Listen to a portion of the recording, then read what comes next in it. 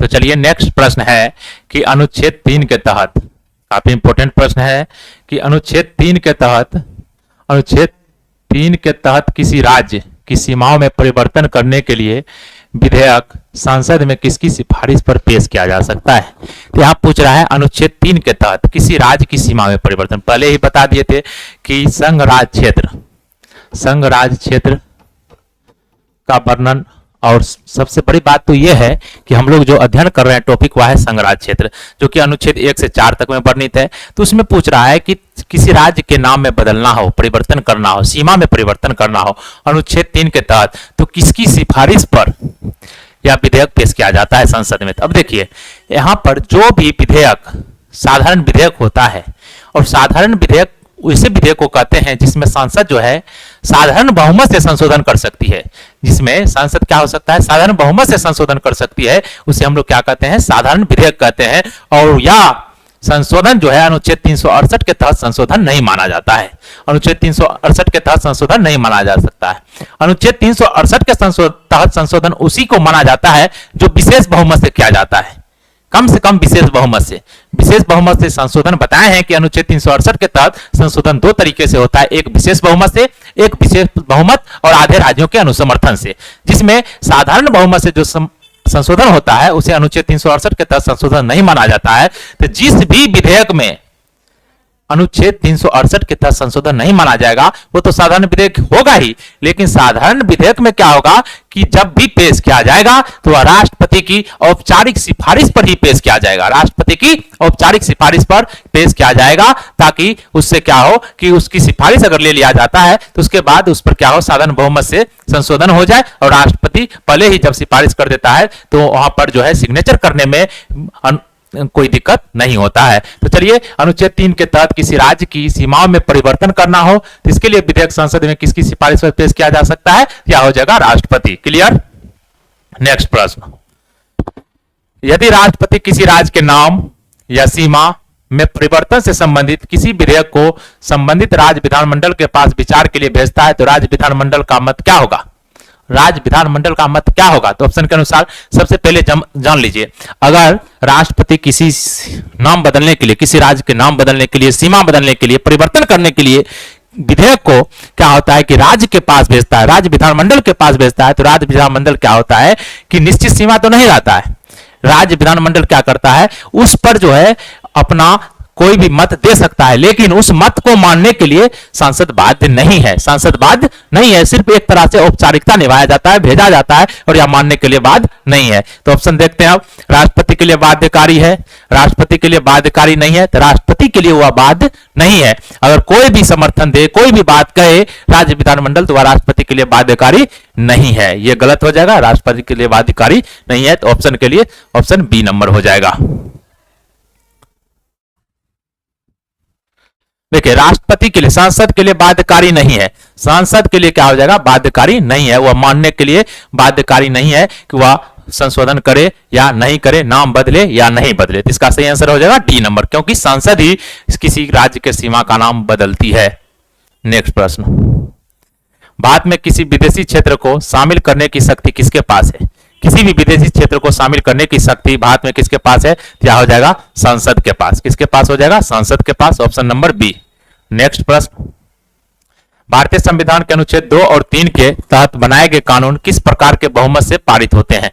अनुच्छेद 2 और 3 के तहत पहले ही क्लियर कर चुके हैं, अनुच्छेद 2 और 3 के तहत जो भी विधेयक होते हैं वह पारित होते हैं किस बहुमत से, साधारण बहुमत से, इसलिए इसे साधारण विधेयक की संज्ञा दी जाती है। इसका आंसर हो जाएगा ऑप्शन बी।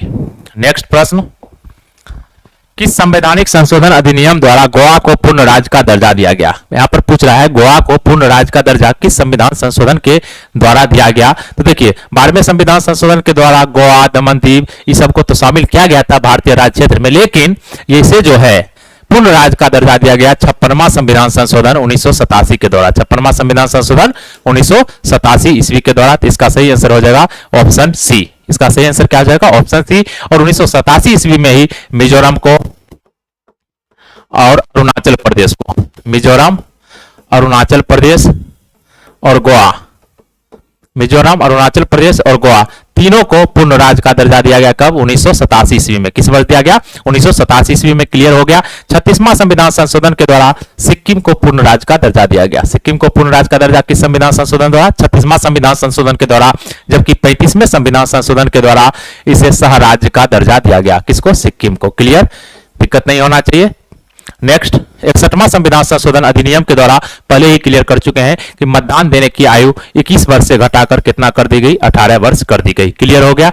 नेक्स्ट प्रश्न, सिक्किम को भारत के पूर्ण राज्य का दर्जा किस संविधान संशोधन द्वारा दिया गया? सिक्किम को पूर्ण राज्य पूछ रहा है। अगर सह राज्य पूछे तो सह राज्य हो जाएगा। सह राज्य का दर्जा दिया गया किस संविधान संशोधन के द्वारा?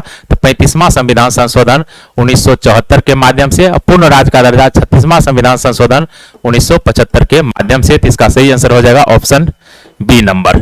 क्लियर। 42वां संविधान संशोधन अधिनियम 42वें संविधान संशोधन अधिनियम को क्या कहते हैं? मिनी संविधान कहते हैं। 56वां संविधान संशोधन अधिनियम 1987 के द्वारा गोवा को पूर्ण राज्य का दर्जा दिया गया। नेक्स्ट, किस आयोग ने भाषा के आधार पर राज्यों के पुनर्गठन का पुरजोर विरोध किया? देखिए, किस आयोग ने, तो 3 आयोग का गठन होता है इसके लिए। जब भाषा के आधार पर राज्यों के पुनर्गठन की मांग बढ़ जाती है तो पहला आयोग है धर आयोग। कौन सा है? धर आयोग, जिसका गठन कब होता है? 1948 ईस्वी में। के बाद एक गठित होता है जेबीपी समिति, जेबीपी समिति, और एक राज्य पुनर्गठन आयोग, एक राज्य पुनर्गठन आयोग का गठन होता है। तो देखिए, ये दोनों आयोग जो है पुरजोर विरोध करता है, पुरजोर विरोध करता है और कहता है भाषा के आधार पर राज्यों का पुनर्गठन नहीं होना चाहिए, प्रशासनिक आधार पर राज्यों का पुनर्गठन होना चाहिए। लेकिन ध्यान दीजिएगा, बाद में आई जेबीपी समिति जब आंध्र प्रदेश राज्य में मद्रास से अलग किया जाता है, रामलल्लू नामक व्यक्ति गांधीवादी नेता के द्वारा जब अनशन किया जाता है, उनकी मृत्यु हो जाती है, तो जवाहरलाल नेहरू के द्वारा उन्हें भाषा के आधार पर राज्यों का गठन किया जाता है। 1 अक्टूबर 1953 ईस्वी को भाषा के आधार पर गठित होने वाला पहला राज्य आंध्र प्रदेश जब बनता है तो इसकी धारणा चेंज हो जाती है। किसकी? जेबीपी समिति की। याद रखिएगा, पुरजोर विरोध किसने किया था? धर आयोग और जेबीपी समिति दोनों ने, लेकिन बाद में इसका धारणा चेंज हो जाती है। क्लियर हो गया। और इसने राज्य पुनर्गठन आयोग ने जो है भाषा के आधार पर राज्यों के गठन की अनुशंसा की थी, इनकी बात को माना था। और भी सिर्फ, लेकिन यह बात ध्यान रखना है, सिर्फ भाषा के आधार पर ही राज्यों का गठन नहीं होना चाहिए, और बातों को ध्यान रखा गया, लेकिन इस बात पर यह सहमत हो गई थी। कौन? राज्य पुनर्गठन आयोग, जिसका गठन कब हुआ था? 1953 ईस्वी में। और इसने अपना रिपोर्ट कब सौंपा था? तो 1955 ईस्वी में सौंपा था। क्लियर हो गया। तो इसका सही आंसर हो जाएगा धर आयोग और जेबीपी समिति। अगर 2 ऑप्शन है तो एक लगाइए, धर आयोग। क्लियर। किस समिति ने भाषा के आधार पर राज्यों के पुनर्गठन का पुरजोर विरोध किया था, लेकिन आंध्र प्रदेश के गठन के बाद अपनी स्थिति बदल ली थी? तो कौन सा? अभी जस्ट बताया है, तो वह हो जाएगा जेबीपी समिति। फजल अली आयोग, फजल अली आयोग राज्य पुनर्गठन आयोग जो गठित हुआ था, उसी के अध्यक्ष कौन थे? फजल अली आयोग। नेक्स्ट प्रश्न, फजल अली आयोग का गठन कब किया गया था? जस्ट अभी क्लियर किया है। फजल अली आयोग का गठन हुआ था 1953 में। कब? 1953 में। धर आयोग का गठन कब हुआ था? धर आयोग 1948 में। धर आयोग का गठन 1948 में हुआ था। नेक्स्ट, फजल अली आयोग ने अपनी रिपोर्ट कब सौंपी? फजल अली आयोग ने अपनी रिपोर्ट कब सौंपी थी? तो 1955 ईस्वी में सौंपी थी। 1955 ईस्वी में। और गठन कब हुआ था? तो 1953 ईस्वी में। और लागू कब हुआ था? तो 1956 ईस्वी में। क्लियर। नेक्स्ट प्रश्न, फजल अली आयोग की सिफारिशों के आधार पर राज्य पुनर्गठन अधिनियम कब पारित किया गया? राज्य पुनर्गठन अधिनियम कब पारित किया गया? तो यह राज्य पुनर्गठन अधिनियम पारित कब हुआ था? तो यह जो है राज्य पुनर्गठन अधिनियम पूछ रहा है कब पारित किया गया, तो यह हो जाएगा ऑप्शन नंबर सी, 1956। राज्य पुनर्गठन अधिनियम 1956 के तहत कितने राज्य और केंद्र शासित प्रदेश बनाए गए थे? राज्य पुनर्गठन अधिनियम 1956 जो किसकी अध्यक्षता में गठित हुआ था? फजल अली की अध्यक्षता में। इसके कारण इसे फजल अली आयोग भी कहते हैं। तो 14 राज्य और 6 केंद्र शासित प्रदेश का गठन हुआ था।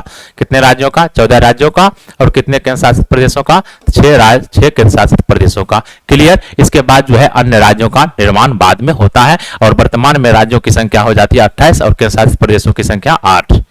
नेक्स्ट प्रश्न, भाषा के आधार पर गठित होने वाला पहला राज्य कौन सा था? पहले ही क्लियर कर चुके हैं, भाषा के आधार पर गठित होने वाला पहला राज्य था आंध्र प्रदेश। कौन था? आंध्र प्रदेश। जिसका गठन कब हुआ था? जिसका गठन हुआ था 1 अक्टूबर 1953 में। 1 अक्टूबर 1953 में। इसका सही आंसर हो जाएगा option C. Next, Andhra Pradesh का गठन कब हुआ? तो 1953 में। तेलंगाना राज्य का गठन किस राज्य से अलग होकर हुआ था? तेलंगाना राज्य का गठन हुआ था कब? 2 जून 2014 को। 2 जून 2014 को। यह किससे अलग हुआ था? यह अलग हुआ था आंध्र प्रदेश में। आंध्र प्रदेश से। शुरू में जब संयुक्त राज्य था दोनों, तो लोकसभा सीट की संख्या 42 थी, लेकिन वर्तमान में आंध्र प्रदेश में 25 और यहाँ पर तेलंगाना में 17 लोकसभा सीटों की संख्या है। तो याद रखिएगा किससे अलग होकर हुआ था? आंध्र प्रदेश के द्वारा अलग हुआ था। और तेलंगाना की राजधानी कहाँ है? तो तेलंगाना की राजधानी है हैदराबाद। तेलंगाना की राजधानी हैदराबाद। और आंध्र प्रदेश की अगर राजधानी पूछे तो आंध्र प्रदेश की राजधानी कहाँ हो जाएगी? अमरावती। और यह देश का 25वां उच्च न्यायालय भी है। कौन सा? अमरावती। क्लियर। तेलंगाना राज्य का गठन कब हुआ था? 2 जून 2014 को। नेक्स्ट, जम्मू और कश्मीर पुनर्गठन अधिनियम 2019 के तहत जम्मू और कश्मीर के को कितने केंद्र शासित प्रदेशों में विभाजित किया गया? पहले ही क्लियर कर चुके हैं, 2 केंद्र शासित प्रदेश में, एक जम्मू कश्मीर और एक लद्दाख। जम्मू कश्मीर और लद्दाख। इसका आंसर हो जाएगा बी। और कब किया गया? 2019 को। और यह लागू कब हुआ था? तो याद रखिएगा यह लागू हुआ था 31 अक्टूबर 2019 को। 31 अक्टूबर 2019 को। दादर नागर हवेली और दमन दीव बलाक केस, दादर नागर हवेली और दमन दीव बलाक केस, यह जो लागू हुआ था 26 जनवरी 2020 को। तो याद रखिएगा, काफी इंपॉर्टेंट है। नेक्स्ट प्रश्न, जम्मू और कश्मीर पुनर्गठन अधिनियम 2019 के तहत कौन से 2 केंद्र शासित प्रदेश बनाए गए? तो कौन से 2 केंद्र शासित प्रदेश बनाए गए? एक जम्मू कश्मीर और दूसरा लद्दाख। तो इसका सही आंसर हो जाएगा ऑप्शन ए। नेक्स्ट प्रश्न, दादर और नागर हवेली तथा दमन और दीव को मिलाकर एक केंद्र शासित प्रदेश कब बनाया गया? तो पहले ही अभी जस्ट क्लियर किए, यह बनाया गया कब? 26 जनवरी 2020 को। तो इसका सही आंसर हो जाएगा ऑप्शन बी। नेक्स्ट प्रश्न, भारत में अर्जित क्षेत्र का क्या अर्थ है? अर्जित क्षेत्र, जो क्षेत्र अर्जित किया जाता है, चाहे विदेशी हो, विदेशी क्षेत्र भी अर्जित कहलाएगा। ऑप्शन है, जो क्षेत्र किसी युद्ध के माध्यम से जीते गए हो, बिल्कुल सही। जो क्षेत्र अंतर्राष्ट्रीय कानून के तहत किसी संधि या समझौते से प्राप्त किए हो, यह भी सही हो जाएगा। जो क्षेत्र किसी देश ने स्वेच्छा से भारत को दिए हो, यह भी सही हो जाएगा ऑप्शन डी, उपरोक्त सभी।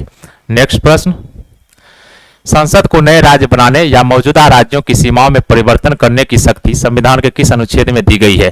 संसद को क्या पूछ रहा है? नए राज्य के बनाने या मौजूदा राज्यों की सीमाओं में परिवर्तन करने की शक्ति संविधान के किस अनुच्छेद में दी गई है, जिसके लिए संविधान संशोधन की आवश्यकता नहीं है? यहां पूछ रहा है, देखिए, नए राज्य के निर्माण, प्रवेश, यह सभी की जो शक्ति दी गई अनुच्छेद 2 में, और सीमा परिवर्तन की शक्ति अनुच्छेद 3 में, लेकिन यह संविधान संशोधन नहीं माना जाएगा। यह बात दिया गया किस अनुच्छेद में? अनुच्छेद 4 में। इसका सही आंसर हो जाएगा ऑप्शन डी। नेक्स्ट, किस अनुच्छेद के तहत नए राज्य के प्रवेश या स्थापना के लिए संविधान में पहली और चौथी अनुसूची में संशोधन की आवश्यकता होती है? तो संशोधन की आवश्यकता नहीं होती है। संशोधन की आवश्यकता, यहां पूछ रहा है पहली और चौथी अनुसूची में संशोधन की आवश्यकता होती है। संशोधन की आवश्यकता होती है किस अनुसूची में? पहली अनुसूची में। और किस अनुसूची में? चौथी अनुसूची में आवश्यकता होती है, लेकिन यह संविधान संशोधन नहीं माना जाएगा। किस अनुच्छेद के तहत? अनुच्छेद 368 के तहत संविधान संशोधन नहीं माना जाएगा। और यह प्रावधान किस अनुच्छेद में है? अनुच्छेद 4 में। याद रखिएगा, इससे पहला क्वेश्चन, ये क्वेश्चन अनुच्छेद 4 के तहत है कि संविधान संशोधन 368 के तहत नहीं माना जाएगा, लेकिन नए राज्य का प्रवेश हो या स्थापना होगा तो वह अनुच्छेद अनुसूची प्रथम और अनुसूची चौथा अनुसूची और पहला अनुसूची में संशोधन होगा। या अनुच्छेद किसके तहत? 4 के तहत। तो चलिए नेक्स्ट प्रश्न, केंद्र शासित प्रदेशों का प्रशासन किसके द्वारा चलाया जाता है? केंद्र शासित प्रदेशों का प्रशासन जो चलाया जाता है, राष्ट्रपति या राष्ट्रपति द्वारा नियुक्त प्रशासक के द्वारा। तो इसका सही आंसर हो जाएगा ऑप्शन ए। नेक्स्ट प्रश्न, मात्र 3 प्रश्न और बचे हैं, 4 प्रश्न देख लेते हैं। भारत के संविधान के किस अनुच्छेद में किसी राज्य का नाम बदलने का प्रावधान है? किस अनुच्छेद में किसी राज्य के नाम का बदलने का प्रावधान है? तो अनुच्छेद 3 में। किसमें? अनुच्छेद 3 में, ऑप्शन सी। 1 में क्या है? संघराज्य क्षेत्र का वर्णन है, 28 राज्य केंद्र शासित प्रदेश का जो भी क्षेत्र हो, राज्य क्षेत्र कौन सा है या अर्जित क्षेत्र कौन सा है, उसका वर्णन है। अनुच्छेद 2 में नए राज्यों का प्रवेश, नए राज्य के प्रवेश का वर्णन है, स्थापना का वर्णन है। किस अनुच्छेद में? अनुच्छेद 2 में। 3 में क्या है? निर्माण, परिवर्तन का वर्णन है। अनुच्छेद 4 में 368 के तहत यह संशोधन नहीं माना जाएगा, लेकिन पहली अनुसूची और चौथी अनुसूची में संशोधन होगा। पहली अनुसूची और चौथी अनुसूची में यह संशोधन होगा। क्लियर? नेक्स्ट प्रश्न, निम्नलिखित में से कौन सा राज्य 1960 में बंबई पुनर्गठन अधिनियम द्वारा बनाया गया? बंबई पुनर्गठन अधिनियम द्वारा जो राज्य बनाया गया वह कौन सा है? गुजरात और महाराष्ट्र, जिसका गठन कब हुआ था? 1 मई 1960 को। 1 मई 1960 को बंबई से अलग होकर। तो चलिए नेक्स्ट प्रश्न, नागालैंड राज्य का गठन कब हुआ था? नागालैंड राज्य का गठन हुआ था 1963 में। नागालैंड राज्य का गठन कब हुआ था? 1963 ईस्वी में। वही आपसे पूछे कि हरियाणा राज्य का गठन कब हुआ था, तो हरियाणा राज्य का गठन हुआ था 1966 ईस्वी में। 1966 ईस्वी में हरियाणा का। बंबई और महाराष्ट्र और गुजरात का गठन कब हुआ था? तो 1960 में। हिमाचल प्रदेश का अगर आपसे पूछे, हिमाचल प्रदेश का 1972 में, हरियाणा 1966 में गठित हुआ था, तो याद रखिएगा। उसी प्रकार नागालैंड 1963 में, नागालैंड 1963 में, काफी इंपॉर्टेंट है। नागालैंड 1963 में। गोवा, मिजोरम, अरुणाचल प्रदेश 1987 में। मणिपुर, मेघालय, यह सभी 1971 में। झारखंड 2000 ईस्वी में। छत्तीसगढ़ 2000 में। उत्तराखंड 2000 में। याद रखिएगा, उत्तराखंड 1 नवंबर को, छत्तीसगढ़ 1 नवंबर, उत्तराखंड 9 नवंबर और झारखंड 15 नवंबर 2000 ईस्वी को। तो चलिए इस तरह से हमने जितने भी राज्य हैं उन सभी राज्यों को कंप्लीट किया है। संघ राज्य क्षेत्र टॉपिक को कंप्लीट किया, उसमें जितने भी राज्य का निर्माण हुआ है बाद में आजादी के बाद, तो उन सभी राज्यों को भी हमने याद कर लिया है। आप लोग इसको निश्चित रूप से अगर 1 से 2 बार देखते हैं तो निश्चित रूप से सारे फैक्ट आपको याद हो जाएंगे, या फैक्ट से रिलेटेड वीडियो अत्यधिक था। तो चलिए यदि वीडियो पसंद आए तो वीडियो को शेयर कीजिए। धन्यवाद।